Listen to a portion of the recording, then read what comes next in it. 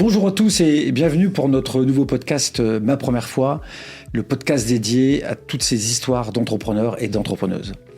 Je suis Hervé Van Haine, le CEO de RH Performance, cette belle entreprise qui vous aide dans vos recrutements, vos formations, vos séminaires, vos team building et vos outplacements.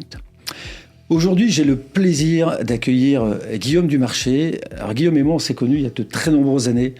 Nous avons été sur les mêmes bancs, non pas de l'école ni du lycée, mais de la faculté, et on a découvert, non pas le monde de l'entrepreneuriat, mais le monde de l'association à travers le bureau des élèves. De très très belles années derrière nous. Bonjour Guillaume, comment vas-tu ? Bonjour Hervé, je vais bien, merci. Super. Guillaume, comment tu pourrais te présenter succinctement pour que nos auditeurs comprennent la belle richesse de ton parcours ?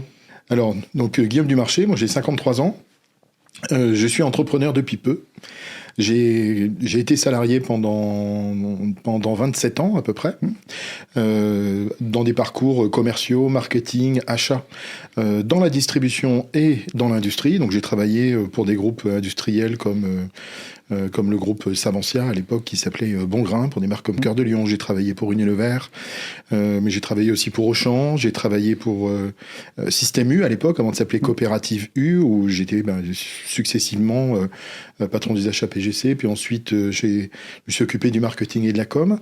Ensuite, j'ai quitté U en 2014, je crois, de mémoire, 2014-2015, pour rejoindre Kingfisher, où j'étais en charge de la partie centrale, donc tout ce qui a été achat marketing de l'enseigne Castorama. Ouais. Et puis ensuite, j'ai quitté Kingfisher, ou on s'est quitté avec Kingfisher, on va dire ça comme ça. Je devais pas être assez bon en anglais pour ça doit être ça. Pour rejoindre un projet chez Invivo Retail, donc qui était la création d'Invivo Retail, avec l'intégration de Jardiland dans le groupe qui détenait historiquement des jardineries, Gamme Vert, etc., Delbar, etc. Et puis là, j'ai arrêté ça en 2022. J'ai quitté le monde du salariat en 2022. On va y revenir. Moi, ce que j'ai beaucoup aimé dans ton parcours, c'est qu'il y a des points d'étape assez clés. Je me souviens d'une discussion qu'on a eue ensemble, devait être en 2013-2014, où on s'était vu et tu avais déjà eu envie de créer ta société. Et je me souviens, c'était quoi ? C'était créer un magasin, reprendre un magasin, c'est bien ça ? Ouais. Oui, en fait, en 2013 à l'époque, donc une opportunité se présente. J'étais salarié chez Système U, et depuis toujours, de toute façon, et depuis mon contrat de mariage, en fait, tout est prévu pour devenir entrepreneur, pour être capable de prendre en main ma carrière professionnelle.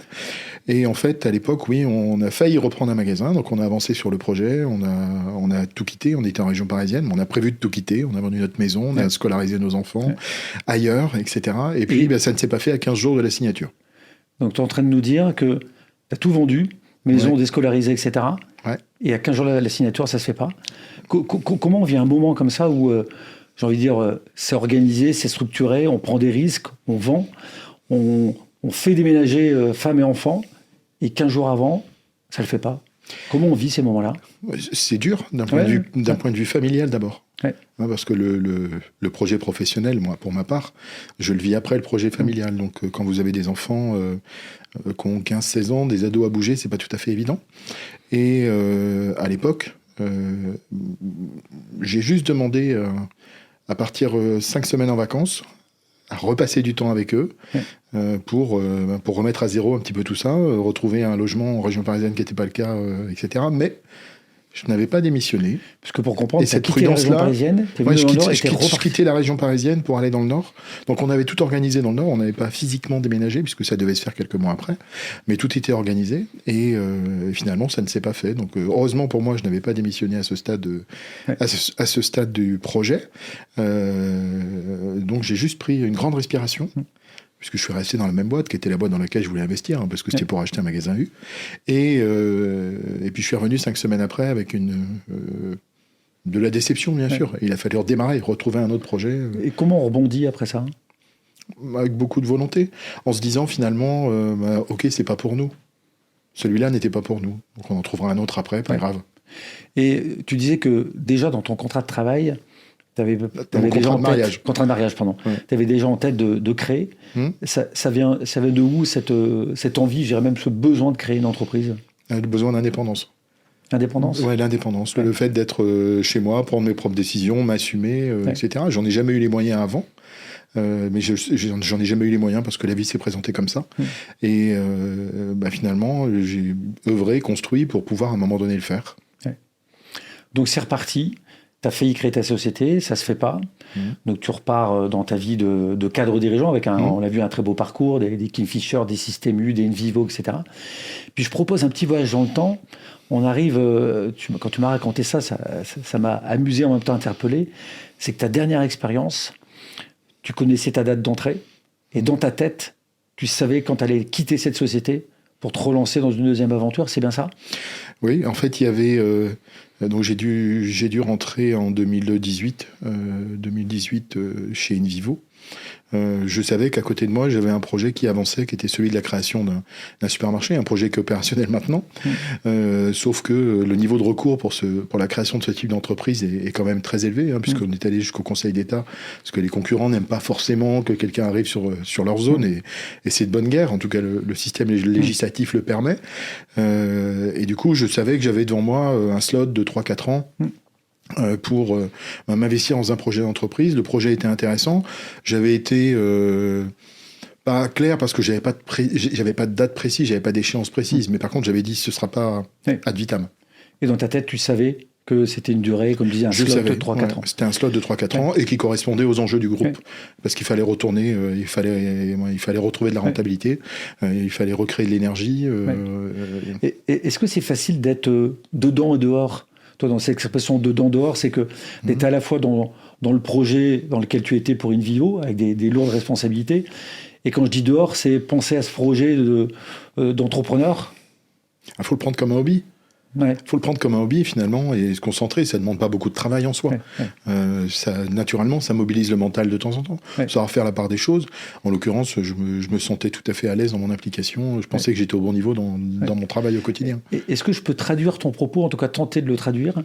C'est que tu dis quelque part, c'est un hobby, c'est-à-dire que quand on développe son propre projet professionnel, c'est pas du travail, c'est du plaisir, c'est construire sa propre indépendance, comme tu le disais.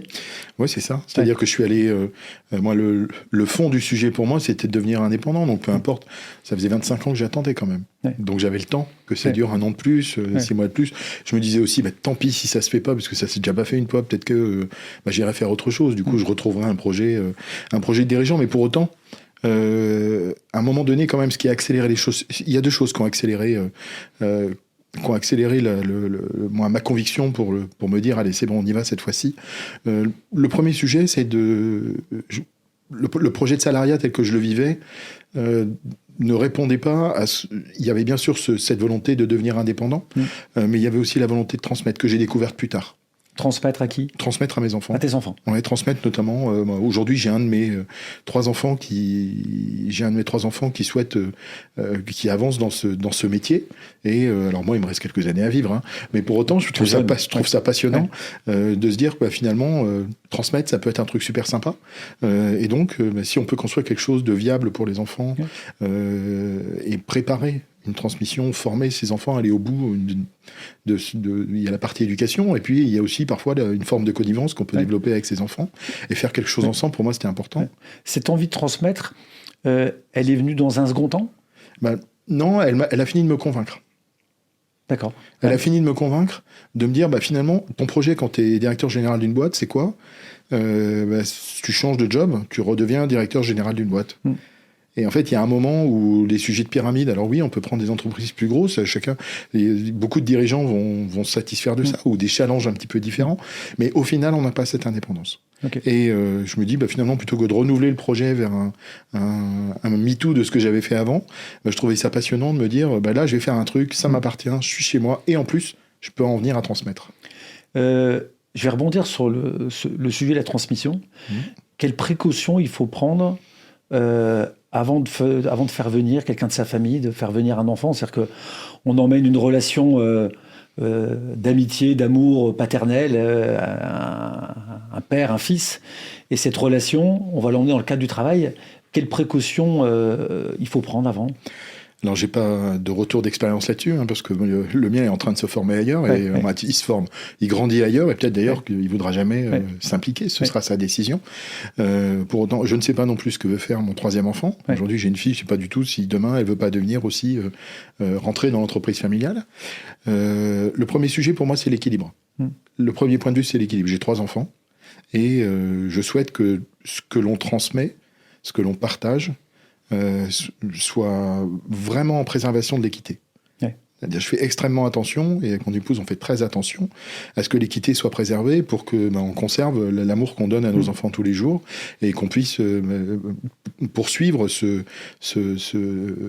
noyau familial, donner du sens à ce noyau familial.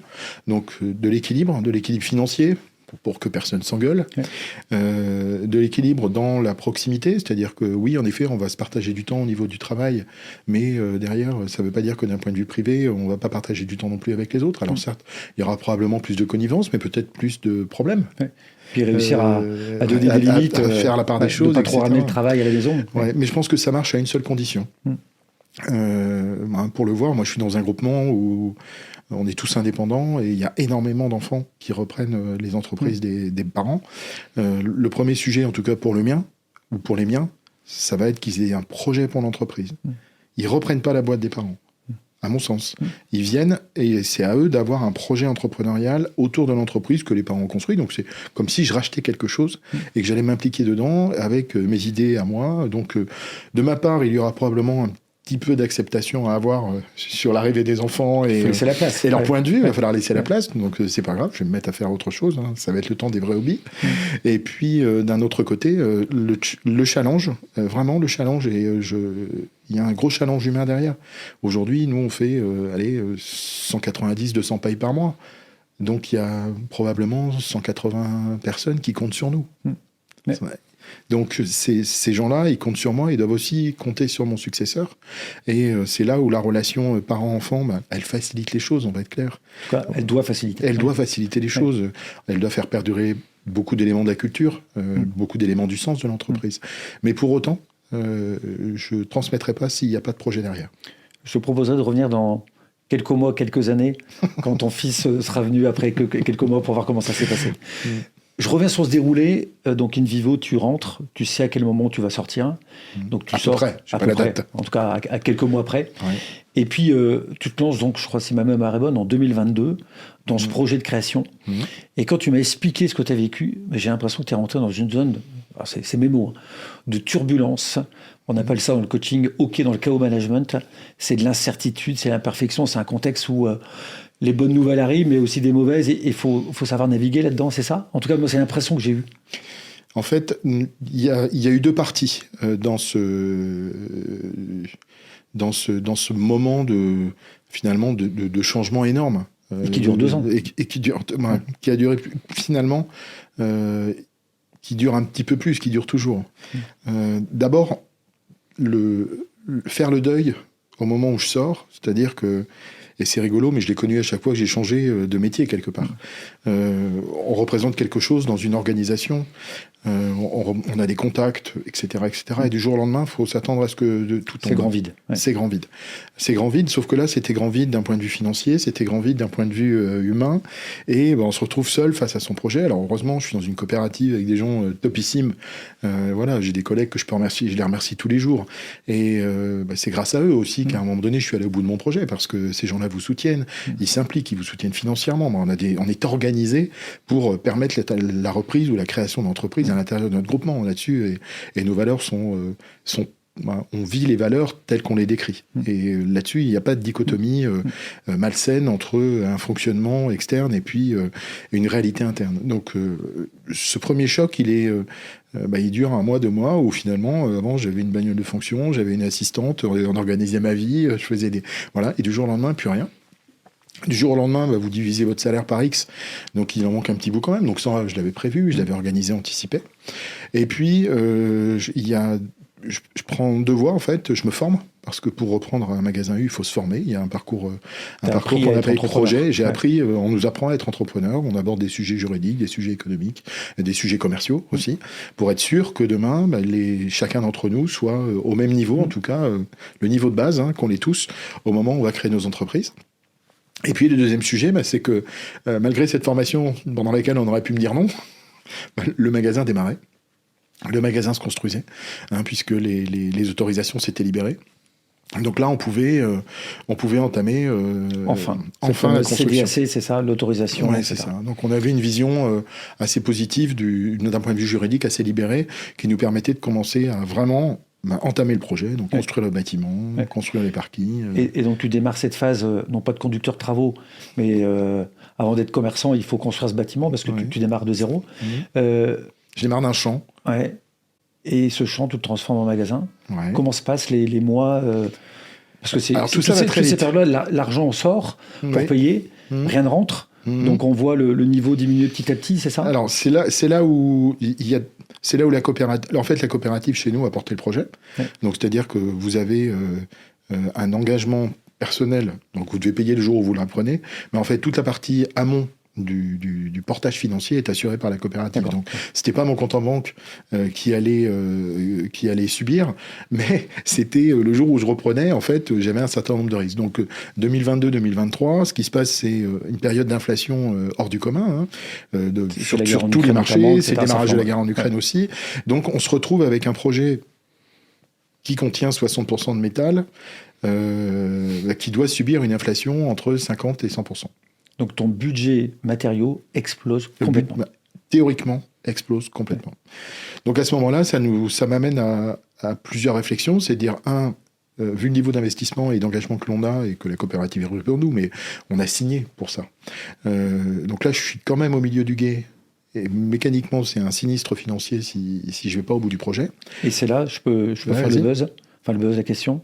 C'est ça qui m'a marqué, c'est que tu as pris la décision de vendre ta maison pour récupérer des fonds. À ce moment-là, pour recréer des apports, éventuellement, si on devait dû se réendetter davantage, aller au-delà du projet, ou si on voulait être tranquille d'un point de vue trésorerie, parce que entre un business plan et les business plans sont tous faux. Je pense que tous les dirigeants se le diront. Ouais. À un moment, il faut être lucide, et on ne va pas le dire à nos comptables ou nos contrôleurs de gestion, mais les business plans sont tous faux. Et celui-là était particulièrement faux. Sur la partie d'investissement, on aurait pu finir à 150-180% de l'investissement qui était prévu initialement. Donc là, il y avait deux hypothèses, soit d'abandonner le projet, soit d'aller au bout du projet, avec un petit peu de folie, probablement, et du coup de réinvestir. Donc, pour remobiliser des apports, remobiliser du cash, on décide de vendre notre résidence principale. J'ai une question. Comment on prend cette décision? C'est-à-dire que c'est la maison dans laquelle tes enfants ont grandi, c'est votre lieu de famille. Comment on arrive à se dire, entre l'option de la vendre et de se dire, je vends ma maison? L'acte est quand même extrêmement fort. Ouais, c'est fort, projet. Parce que le projet était au-dessus de ça. Ouais. C'est-à-dire dans notre vision du patrimoine, entre guillemets, le patrimoine professionnel, à ce moment-là de notre vie, il était plus important de le réaliser, parce qu'on savait que de toute façon ce serait un passage, et que si le truc marchait, ça marcherait. Et puis c'était un projet qu'on voulait. Ouais. Donc, est-ce qu'on se sent un peu fragile? Fragile, non, parce qu'on était décidé. Et je dis on parce que c'est une décision de famille. C'est une décision de famille. C'est pas une décision que je suis pas rentré un soir en disant ça y est, la maison est vendue. Chérie, j'ai une bonne nouvelle. J'ai une super bonne nouvelle. Et la décision, elle s'est prise collégialement, avec l'idée de se dire, écoutez, peut-être qu'on n'en aura pas besoin, mais on prend cette précaution pour être sûr d'aller au bout du projet. Après, on a une vision on n'est pas hyper matérialiste sur le sujet de la maison non plus. Ça fait, chacun regarde les choses comme il le souhaite. En tout cas, moi, ma vision de ma maison, c'est important, naturellement, c'est important. C'est vrai qu'à 50 ans, c'est difficile de se dire, tu mets tout par terre, tu vends ta maison, mais le choix d'entreprendre était supra par rapport au fait par rapport au choix d'être à l'abri. Donc, je suis parti en location. Ouais. Moi, je te partage, moi, je suis admiratif de cette capacité de dire à un moment ou à un autre, je crois tellement dans mon projet que je suis prêt à vendre ma maison, avec tout ce que ça représente, pour le projet. Alors, Et force est de constater que tu as eu raison. Oui, c'est ça. Ouais. Ça peut être suicidaire parce que finalement, si le projet marche pas, en fait, là, il n'y avait plus d'apport. Parce qu'il y avait déjà une grosse partie d'apport dans le magasin. Et finalement, si on va cramer les apports qui sont le résultat d'années d'épargne et d'investissement sur la partie personnelle, non, il ne restait plus rien. Donc le risque, c'est de faire tapis, oui, en effet. Si c'était à refaire, tu le referais ? Ouais. Sans hésiter ? Sans hésiter. Sans hésiter. Et le seul regret que j'ai eu, c'est peut-être de ne pas m'être libéré un peu plus avant de tout ça, de façon à avoir... parce qu'entreprendre, et tout le monde le sait, tous ceux qui entreprennent le savent, le vrai sujet, c'est votre trésorerie. Une boîte qui a de la trésorerie, on peut beaucoup mieux la manipuler que lorsqu'elle n'en a pas. Et nos tensions, nos nuits, nos difficultés, elles viennent bien souvent de là. Donc c'est les tensions financières et les tensions humaines maintenant, parce qu'une complexité de l'humain quand même qui n'est pas tout à fait celle qu'on avait il y a 10 ans. Ça nous ramène dans un monde qui est vraiment celui de l'entrepreneur, que nul autre ne peut comprendre. Donc tu ne regrettes absolument pas l'avoir fait et pas du tout. Tu aurais fait. Je regrette de pas l'avoir fait. Je regrette pas de l'avoir fait, mais aussi ça a fonctionné. Ouais. Parce que si c'est vrai, aujourd'hui, si j'étais ici et que je me disais, non, mais je regrette pas de l'avoir fait et que j'avais vraiment plus rien, je ne sais pas si je pourrais le prononcer de la même façon. Ouais. Donc non, je regrette pas de l'avoir fait.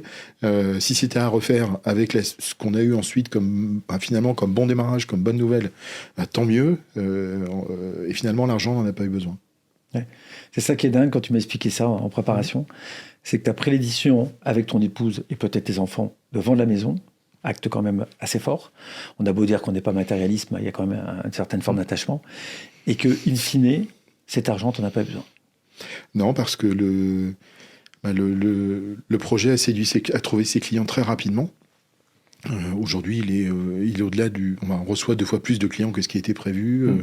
Notre panier moyen, qui est quand même un petit peu le poumon de la dépense, il est bien au-delà de ce qu'on avait prévu, donc tout va bien en fait. Pour nos éditeurs qui sont très nombreux à nous écouter, tu peux nous parler du magasin, on parle d'un point de vente. Oui. C'est aujourd'hui combien de mètres carrés? Où est-ce qu'il est et quand est-ce qu'il a ouvert? Ce magasin a ouvert le 9 mars 2023. Il est situé à la Madeleine, à côté de Lille. Ouais. C'est une commune limitrophe du Vieux-Lille.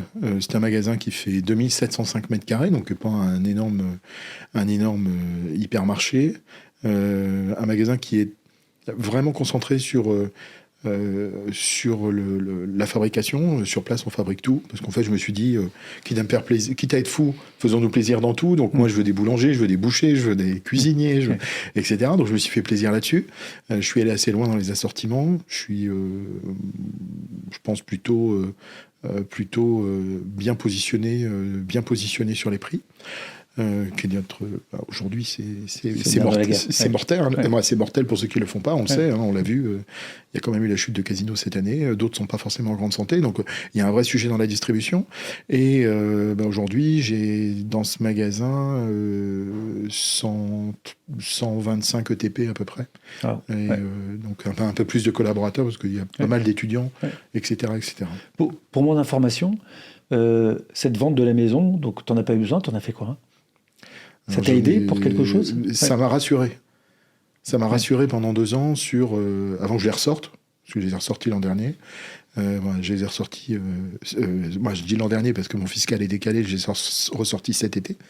En fait, ça m'a rassuré d'avoir un compte en banque qui n'avait pas de problème. Quelque part, c'était le prix, la sérénité et la sécurité. Ouais. Et du coup, j'étais pas concentré sur ça, finalement. J'étais vraiment concentré sur le développement de mon affaire. J'étais sur mon business tous les jours. J'étais avec mes collaborateurs tous les jours. J'étais sur les bons sujets.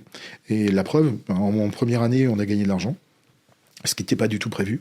Et du coup, ça m'a permis... moi, j'ai réinvesti 100% de mon résultat pour tout de suite réaménager mon magasin, le remettre en droite ligne avec ce qu'attendaient les clients, réinstaller les métiers, remettre...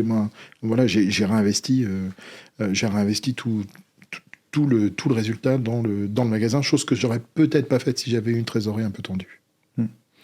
Comment on vit ces quelques mois de turbulences où il y a beaucoup d'incertitudes, on prend des décisions assez radicales pour le projet. Comment on vit? On est serein, on dort bien, On dort pas si bien que ça. On se remet en question souvent. Bien souvent, je me suis dit, mais est-ce que tu fais pas une connerie quand même? Ouais. Est-ce qu'on a peur? Ouais. Mais alors pour moi, ça me stimule. La peur m'a stimulé. Après, dans mon historique de salarié, j'avais des check-up annuels. J'ai refait le même check-up 2 ans après, j'ai dû un peu morfler d'un point de vue physique quand même. Ah oui? Ouais. Le corps a pris? Le corps a pris, parce que finalement, donc ça m'oblige à me remettre en selle sur certains sujets, mais non, on le subit aussi physiquement, donc faut pas minorer toutes ces choses-là, faut continuer à prendre soin de soi. La santé dans cette période-là, la ouais. santé du dirigeant, j'avais pas arrêté, alors je suis pas un super sportif, mais je cours 1 fois par semaine, je continuais, pendant ce moment-là, je courais un peu plus, parce que finalement, j'ai découvert l'indépendance de mon agenda. Chose que je n'avais jamais eue. Et là, donc du coup, j'ai appris à me créer des moments, j'ai appris à me créer des temps, j'ai appris à finalement à faire ce que j'avais envie de faire. Et prendre soin de soi. Et prendre soin un de peu moi. plus en tout cas. Ouais, un petit peu plus. Dans le contexte que tu nous as présenté, comment on fait pour prendre les bonnes décisions? Parce que ces contextes-là, moi je les perçois comme des moments où il est important de prendre des bonnes décisions, ou en tout cas pas prendre de mauvaises décisions. Comment on fait pour réussir à sortir un peu la tête de l'eau, checker, prendre les bonnes décisions? Est-ce que tu as une recette? Qu'est-ce que tu as envie de nous partager? Alors, moi, j'ai la chance. J'ai eu la chance, et nous avons la chance chez U d'avoir des comités de suivi avec nous. C'est-à-dire, on a des collègues qui ont l'expérience, concrètement, qui ont le savoir-faire, et avec qui on peut échanger assez librement. Alors, j'ai jamais partagé 100% de mes problématiques, parce que sinon je partageais de la folie. Donc il y a un sujet de réputation derrière. On va se dire, mais il est complètement dingue de prendre cette décision-là s'il fait une connerie énorme. Ça, c'est pour ton épouse? Et du coup, ça, je protégeais un petit peu. Je me protégeais, mais pour autant, les bonnes ou les mauvaises décisions, c'est dans la même vie que celle de salarié. J'ai pas vraiment vu de différence sur la méthode de décision de ce que j'avais ce que j'avais auparavant. La seule chose, c'est que l'implication, elle est beaucoup plus directe sur votre vie quand vous êtes entrepreneur. Ça touche directement ta vie, en fait. Est-ce qu'on peut dire que c'est, je crois, 27 années que tu as eu sur des postes de cadre dirigeant? Quelque part, ça t'a formé, ça t'a appris à prendre des décisions complexes, des décisions dans l'incertitude? J'étais cadre dirigeant à 30 ans. À 30 ans, j'étais dans un comité de direction. Et à 31 ans. À 31 ans, j'étais en comité de direction. Et du coup, c'est vrai qu'avec l'expérience, on apprend malgré tout à décider. Même si c'est pas notre argent, on est quand même attentif. On est attentif au PNL, on est attentif à l'entreprise. Alors après, chacun décide différemment, mais moi, c'était mon cas. Et du coup, j'ai pas vraiment vu de différence là-dessus. Ok. Est-ce que les proches, ça peut être l'époux, l'épouse et les amis, ont été ou sont encore aujourd'hui des soutiens importants pour toi? C'est plus que des soutiens, en fait. Je les aborde pas comme des soutiens. En fait, c'est la pierre angulaire de mon bien-être. Aujourd'hui, j'ai pas... à titre personnel, bien sûr, je vais prendre soin de moi, je vais essayer de faire des choses pour moi, mais sans cette capacité à échanger avec d'autres, rien ne se passe. Et le fait de s'enfermer dans un monde professionnel uniquement, et de parler qu'à des entrepreneurs ou des gens comme moi qui sont des entrepreneurs de chez U, par exemple, pour moi, ça ne suffit pas à mon équilibre. Donc aujourd'hui, non, ça assure mon équilibre. Ouais. Et c'est comment s'ouvrir à l'extérieur. Ouais. Et j'ai jamais demandé de soutien à mes amis ou mes proches, en fait, parce que c'est mon problème. Au bout du bout, c'est mon problème. Et par contre, si, ils sont venus, il y en a beaucoup qui sont venus m'aider. La veille de l'ouverture, à mettre des étiquettes, à mettre des produits, etc. Et c'était super sympa. Et là, on se sent soutenu. On se dit, ouais, en effet, on se sent soutenu, et c'est vraiment un bon signe. Mais en fait, le vrai soutien, c'est pas celui-là. Le vrai soutien, c'est celui des collaborateurs tous les jours, quand ça marche. Parce que finalement, moi j'ai construit, on a démarré, on était 65. On a connu des paliers de croissance, mais vraiment à vitesse très élevée. Au début, j'ai fait un peu tous mes rêves. Je m'étais dit, bah tiens, finalement, je vais recruter des gens qui sont en difficulté dans le monde de l'emploi. Remettez-vous en 2023, beaucoup plus de tension sur le recrutement, des difficultés de trouver du nombre. Et je partais de zéro, hein, donc il fallait trouver 65 personnes, donc c'est pas évident. Et du coup, je me suis dit, bah tiens, je vais travailler avec Pôle emploi, avec les associations pour recruter des gens. Et puis je me suis dit, bah tiens, pourquoi pas trouver des gens qui sont éloignés du monde de l'emploi depuis longtemps. Et donc, j'ai eu un nombre élevé de salariés qui étaient très éloignés du monde de l'emploi. Alors, c'était une bonne et une mauvaise idée. La bonne idée, c'est que d'un point de vue humain, c'est chouette. On a l'impression de réaliser un truc, une œuvre sociale, on va dire, entre guillemets. Mais d'un point de vue productivité, c'était une catastrophe. Parce que ces gens-là, finalement, avaient besoin de réapprendre à travailler. Donc, un certain nombre nous ont quittés assez rapidement, de même. Hein. Et puis ensuite, il a fallu recruter. Et à chaque palier, je me rendais compte que finalement, beaucoup de managers ne suivaient pas le volume. C'est-à-dire, vous êtes manager avec 5 personnes, vous n'êtes peut-être pas un manager avec 10 personnes. Et du coup, on a changé 4 fois d'équipe. Ce podcast touche un peu à sa fin. Si tu avais des conseils à donner à nos auditeurs sur ce que tu as vécu, ce que tu retiens de ça serait quoi? Croyez dans ce que vous faites. Croyez en vous. C'est normal qu'on ait des doutes, mais heureusement qu'on a des doutes. Mais croyez en vous. On a un contexte qui est hyper compliqué. Si on vivait qu'en écoutant les médias, on aurait tout intérêt à tout arrêter demain. Mais je pense qu'il faut croire dans nos projets. Parce que l'entrepreneuriat, c'est chouette. C'est beau, en fait.